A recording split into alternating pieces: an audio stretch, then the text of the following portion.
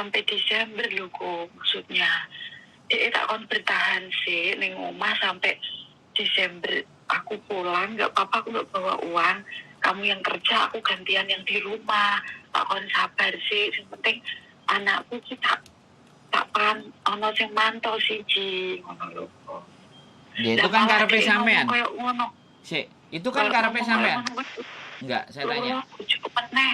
Saiki urip dhewe-dhewe, aku ki wong ruwet, aku tinggalno wae. Terus astagfirullahaladzim. Duh, bisa jadi kan dia lagi capek. Nanti ditelepon lagi kalau pas lagi tenang kan bisa.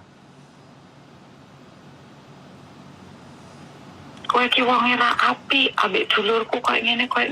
Lah sing marahi kan dulure dhisik maune kok. Aku ki maune ki sampai omahe ibunya arep disita utang yo sing